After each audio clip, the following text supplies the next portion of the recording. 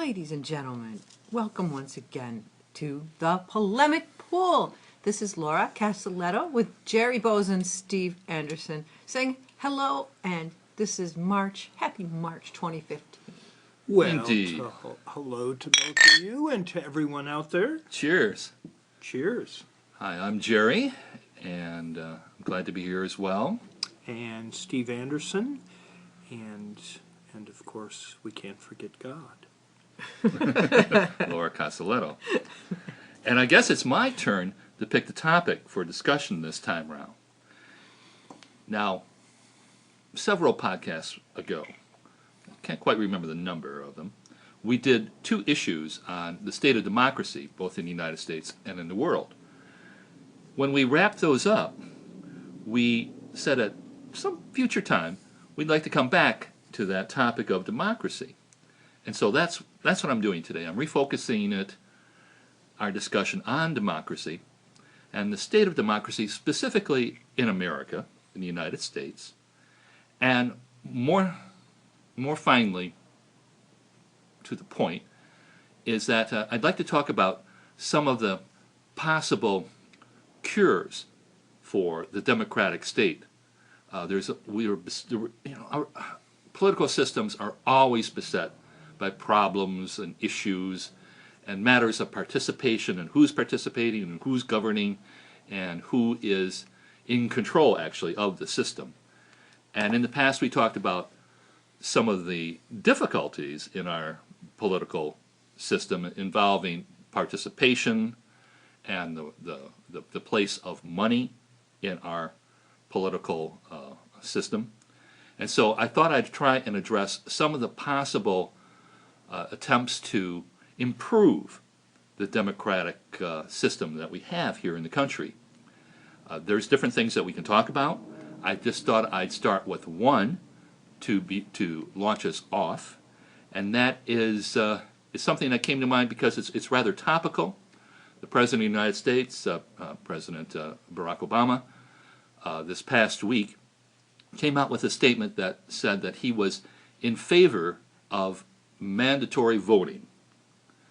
Now, this is an idea that's been tried in Australia as well as 32 other countries, and he brought it up as a possible remedy for participation in the political system. I also thought it would be apropos to have this kind of discussion since we recently had the anniversaries of the Selma marches as well, which was all about voting rights and participation in our democracy. So I can go on, but I'd like to maybe hear from my fellows, and I can provide more detail if necessary. Well, thanks for the topic, Jerry. I'm very interested in democracy, particularly now because I feel our government is ineffective at best. And I'm happy that our president proposed something new, even though he just made mouth noises.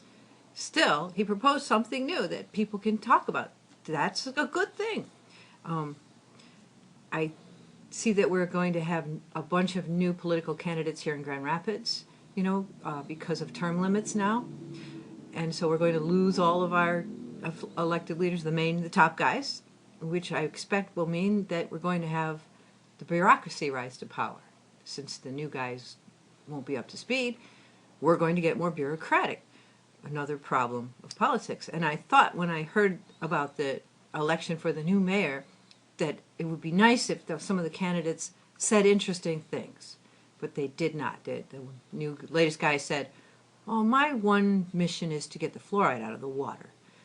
And I thought, I wish he would have said, "I'm going to work for transparency in government," or to reform our election gerrymandering. That's what do you call the zones? Gerrymandering. It's not the right. Yeah, gerrymandering. But do it. It's always crooked and corrupt, and whoever's in charge makes it corrupt in their direction. So if the districts, is that the right. phrase? The voting district. Yeah. If we redid voting districts, that would help democracy. If we redid the way that we count and vote, that would do. If we had transparency, that would help. Those are my maybe 3 top ones that I'd like to see. Well, it's a good good subject to talk about. You know, you can tweak any form of government, whether it's democracies or communistic countries, socialistic countries, monarchies. I think the key really isn't so much what you do as that there's a balance. So there's as much fairness spread out amongst the majority of the people within that system. So if you are a communistic country and things are distributed in a balanced way, it can be very successful. Now, we're talking about democracy tonight. I think the same thing applies. So, you know, whatever you want to call it, if it's democracy, and it's as fair as one can get, people are always going to take advantage. And there's always going to be power plays and people that want to control things, irrespective of the form of government. And so, but I do want to touch on this mandatory voting. I guess I read just snippets of it, so I don't want to get myself in trouble, but my instinct tells me that I don't like that. Because I think the right to not vote, in a sense, is a vote. And to be forced to vote takes away your right not to vote. And so I guess I'm uncomfortable with that. In my researching this topic, just ever so little, I took a look at the experience of Australia. They're the largest, most Western society that employs mandatory voting. And the way it works there is that you register to vote, you are required to register to vote, and then if you do not vote, you face a $20 fine. So it's not particularly steep, but there is a penalty. And it has raised the voting percentage to an astounding 94%. But that's with an asterisk, because a number of things have happened.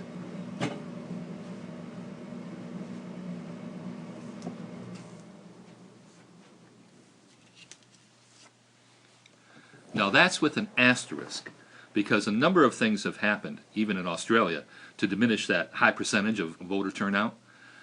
Not as many people are registering as they should, especially young people. So there's sort of a getting around that by not registering. Then also, there are people who prefer to pay the penalty rather than be, as they say, coerced to vote. And on top of that, you have another percentage of people who spoil their ballots, who purposely fill it out incorrectly, improperly, what have you, and it's thrown out. So if you take all those factors together, the actual percentage of people of voting age who are voting is really roughly more around 80%. Okay. So those kinds of concerns and questions that I think that you were talking about do evidence themselves Sure. when it's pushed to that degree. It's funny, both political parties on the right and left in Australia think about getting rid of that requirement, getting rid of that law. But because they don't quite know how it will affect their power position, Sure, of course. no one actually goes through with it. And so they've kept it. Sure. I don't think it's really the answer. I like what Laura said, that it's a new idea and gets people to thinking about Of what course. we can do. Yeah, sure. And so I like it for that, but it may not be the cure-all. Yeah. Well, I don't want to go out of turn, but maybe there's some things we can do short of doing that. anything that even hints of being, having some obligatory kind of mandatory thing kind of goes against my, the grain for me. But maybe there's something we can do short of that. Make voting more accessible. Now, I don't know if that means by doing it online, if there's a way we can certify the accuracy. Our friends on the right are always shouting, that ballot fraud and voting fraud and that kind of thing. So we certainly don't want to make them yell any louder. But if there's a way we can certify online voting with some way of accuracy, I would say that would be one step. The other thing is the working man. Basically we vote on Tuesdays. Is that That's right. been traditional for I don't know how long. I guess as long as I can remember. I think my parents did the same. Anyhow, perhaps we can have either a weekend day where most, quote, workers may have the day off, or have some flexibility with voting where there are multiple days, or some way to make it more convenient to vote. Well, those would be nice things, but at the bottom, if we don't get the money out of politics, I don't think it matters a lot. And I think Citizens United, the Supreme Court decision that money was speech in politics, was a game changer. And as soon as that came down, I said, okay, the political parties are gone, more or less now, because they can be bought and sold. And I would say that I'm absolutely right about that. And that's our number one problem. However, thinking about any aspect of increasing democracy or bettering our government, I think is beneficial. And also, changing things occasionally is very good. Otherwise, we'll figure out how to game the system. I'm sure in Australia, they go, oh, if people don't vote, we make $20. This is great. The less people that vote, the more money we make. Yeah. And then there's going to be that element as well, and that's all. Money is always factoring in. I was listening to some ad guy the other day, and he just randomly said something that really caught in my mind. He said, in the marketplace, it's impulse where people make all their decisions, and when they're thinking idealistically or ethically or any kind of a big picture way, they never do that in the marketplace. Those kind of rules have to come down by law because they won't just happen in the marketplace. I thought that was really interesting because he's saying that when we, ponder things, we have a different decision than when we knee-jerk. So, Oh yeah, I'm not surprised by that, really. No. Well, look at our political ads that we see on TV. If you can get that visceral kind of knee-jerk response, that's why negative ads have been so successful, because people get energized by Joe Blow laundering money or having some mistress or whatever the negative thing that the opponent is throwing at them. So, yeah, we've taken this whole consumeristic advertising agency. I mean, look at the ads today and how more sophisticated they are. And then look at some of the ads from the 50s and 60s, how quaint they were. I'm not saying that there weren't some rough, there's always been very critiqued, aggressive ads, but today it's everything is so crisp, and they pay these ad agencies to come up with, and the more flags that are in the ad, I mean, my gosh, so. How good is that? Yeah, yeah. Well, Laura's really brought up a good point about money and that. I want to get to that, but I just wanted to say that I think in our political system right now, the determination seems to be on the right to try and limit participation And I say that because of the efforts there to have licensed The right, ID. as the left and the right both do this. Well, it's being pushed by the Republicans and Republican legislatures across the country in various state houses in order to change the voting requirements to have licensed ID, so in order to, and if they're honest about it, and some politicians have been, it's been to decrease the participation of certain groups. But trust me, the Democratic Party goes tooth and nail against any change that they think will hurt them. Oh, of course, of course. But so when we're thinking about increasing the numbers at the polls, you run into a party conflict, certainly. Absolutely. And at present, now this can certainly change, but at present, it seems to be that the Democrats would like to increase participation, Of course. and the Republicans would like to decrease Of participation. I don't think that's astounding, No. Well, because they both benefit from both of those. And the blockage in Congress, likely keeps the kinds of reforms that we're talking about here from happening. But in a perfect world, yeah, I'd like to see, getting back to a point that Steve made, voting day be a holiday. And a two-party system is ridiculous as well. Well, yeah, there's, the parliamentary alternative.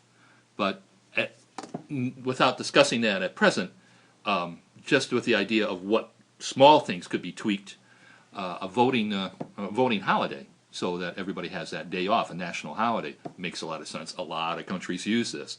Also, longer extended voting periods. India, the largest democracy in the world, has a 3-month voting period for their different districts. They go from district to district to district to district because they realize that they have such a huge population, and it's so difficult to man all the polling booths that they do it by district across the country over time, and keep all that quiet and secret.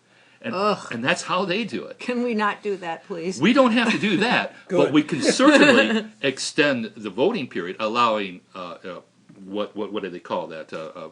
Voting by proxy or Sure. early voting, Sure. that sort of thing. You're getting your ballots in early. That's an approach. Washington State has voting by mail, and it's not restricted to handicapped like here. Here you have to say you're out of state or you're disabled. But Washington, okay. anyone can vote by mail, and they considered doing it electronically. But within 2 minutes of them saying that, someone hacked that. So Yeah. it immediately got hacked. But I believe that. it increased, I don't know the numbers, but it increased voting there, and all my kids that live out there were voting by mail. And they were like, this is great. I can go to work and I can vote. Yeah. And I think they thought about it more because they had their whole ballot and they were kind of shopping to find the right thing, carefully. They don't have to do an impulse decision. Right. They can reflect on it. Yeah. Yeah. Well, if I may play the devil's advocate a moment, our discussion about voting seems to indicate that it's a good thing to vote. But if you have two candidates, neither of which are interested in your well-being, and really has no vested interest in needing to accommodate some of your concerns, because the power, back to the money that Laura mentioned, because of the money aspect, aren't we really kind of tricking ourselves with some sort of feeling of accomplishment, or that we're actually a good citizen because we went out to vote, knowing full well that it doesn't mean anything. It's a facade. It's pretense. It's pretense. And do we really? How much more do we need to be insulted? Yeah. So I mean, I'm not poo-pooing voting, because I'm a voter, but it's at a certain point it becomes kind of like pissing in the wind. Well, Laura, you brought up the idea that earlier that the two-party system is made our choices mute earlier. So do you have any thoughts that you can expand upon that? You were kind of talking about some possible other forms of participation earlier. Oh yeah, I strongly think the two-party system has got us on lockdown. Look at the Congress, look at the Senate. It's terrible. It's ridiculous. And you mentioned 32 countries? 33 in total, yeah. Yeah, we're almost the only one that has this two-party system and this method of counting the votes, where it's winner take all, and you only have two choices. And that is the least democratic type of democracy, as far as voting systems go, that you can have. It is the fail. If we were grading, it would be like D-. Right. So any change we make to that is good, really. We can only go up. And you guys remember when Ross Perot was trying to Sure, run and Ralph of course. Nader was trying to run? Suddenly, the conversation got more interesting because they had to address what that third-party candidate brought up. Yes. And that was wonderful. And since then, we haven't had that, and I feel the loss of that strongly. Historically speaking, in the U.S. at least, the emergence of third parties tends to be sort of a blip on the American political system. They generally come up around single issues of one sort or another, and are popular for perhaps a couple election periods, and then fade. And that's usually because the major parties Yes. adopt some aspect of the platform of the independent movement, the third party, and they co-opt them in that fashion. I mean, that's been the history. I like seeing it. I think it Absolutely. stirs the pot a great deal. Well, it's funny you mention that. Not funny, haha. The presidential debates used to be run by an independent organization or organizations. Now the presidential debates are basically run by the two parties. Well, if the two parties run and decide how these debates are going to run, and you do have a third-party candidate, I mean, the whole game is, it's all, Are you trying to say rigged? well, I think it is rigged. or structured carefully? yes. I hate to sound so cynical, but at this point, the whole thing is, I just don't see things going well, irrespective of how we vote or who we vote for or how many parties there's going to be. But I hate to be so negative about it. I think, though, you're not negative, you're realistic, but I also think that computers are going to change the whole thing, because we can get online and find out all kinds of information, and it looks to me like our politicians are almost obsolete. It's ineffective, and that there's going to be a new way to do things very, very soon. It seems inevitable to me. Politicians are ineffective, but we can get on a computer and go and pull up anything we want. We can pull up what that guy said to the Rotary and how it was different than what he said to the Mothers Against Drunk Driving or the Cowboys for Open Fields or whatever. And isn't that what got Romney in trouble last time around with that recorded speech Sure. that was supposedly private to a certain group, but Yeah. actually reflected his true opinion? So, Yeah.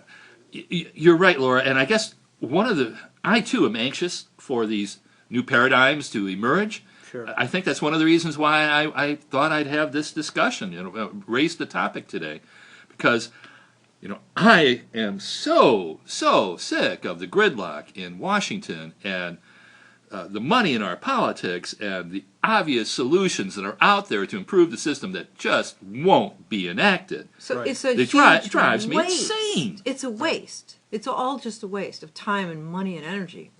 You know what I mean? Well, yeah. The yes. billions of dollars spent on presidential election.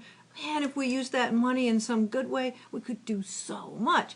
But I think I can draw an analogy to the postal system, for example, where we went, what? They won't give the postal workers their pensions, and they're running this. This is terrible. What are they doing? But then you think about it and you go, you know what? Do I really need a letter dragged to my house and put in a mailbox anymore? How often do I need that? I have a computer, and almost Right. everyone does. This is almost obsolete, and I feel the same way about our political system. It's almost obsolete. There's got to be new things coming, and they're bound to be an improvement, at least until the new deal gets rigged. Oh, but I would be so scared of a new constitutional convention. I would love it. Oh my Lord! Get the money out of politics. Oh my God. But we should begin to wrap up our thoughts here as the podcast is drawing to its conclusion, at least. And for my kind of ending statement here, though I may jump in again because I sometimes feel I must, I have to agree with you, Laura, that money is the big item. Above all the other things that we could do, tweaking around the edges, I think money is the most subversive participant in our democracy at this time. So I'm all for reform. I don't see how it's coming, but I'm waiting for it. That's where I'm at. Well, and surprise, surprise, money is so involved in politics. Money's involved in everything. Money's what makes things move for most of us. And so whatever endeavors we have, it takes money. If someone has a grassroots organization and they have a great cause, a nonprofit cause, they need money in order to get the word out, either through advertising or through some sort of campaign to get their points across. So, at the end of the day, everything comes down to money. The do-re-mi. Yes. Oh, well, my final thought would be that I think all these systems are changing, and I think the money system is changing, and I don't think that our pensions are going to hold, that the U.S. dollar is going to hold. It's going to go the way of the music industry and the television industry and the post office and other things that are sort of obsolete or changed into a whole new form. And I think these things are happening. They're happening now, and we kind of don't know it. Like, the future is here, but not all of us are in it yet.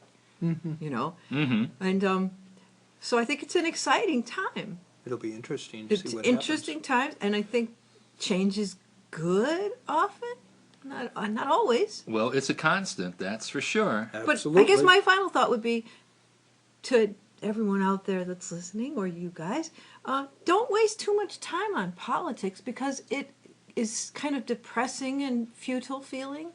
And the world is beautiful and changing, and there are possibilities, and you don't want to just throw your emotions out on and put all your hopes on some guy in Washington, D.C. Yeah, It'll just boy, got that make right. Well- you angry and sad. Yep, there's that. There's that. And you can do really good things that really resonate with the people around you. I kind of think it's a matter of balance. Like, I like to get into this real world stuff from time to time, but then I also like to talk about philosophy, art, and how I can do things locally to improve my lot Sure. and our community's lot. Absolutely. I like all that. Sure. So, Steve, I think you have the topic next time round. Yes, I do. What you got for us? Well, I've always been intrigued by words that engender or create an emotive reaction, and pro-life has always been one I've been interested in.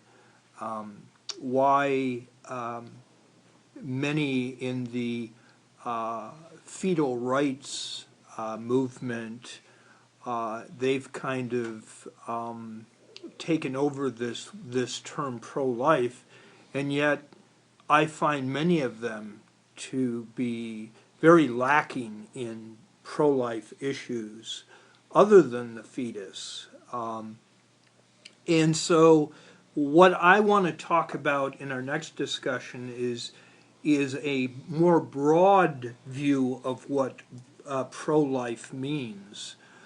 To me, pro-life is rights for gay and lesbian people. I think that's pro-life. That's giving a group of people, to love who they choose to love. That's part of pro-life. I think that the government not allowing to execute people, I think that's pro-life.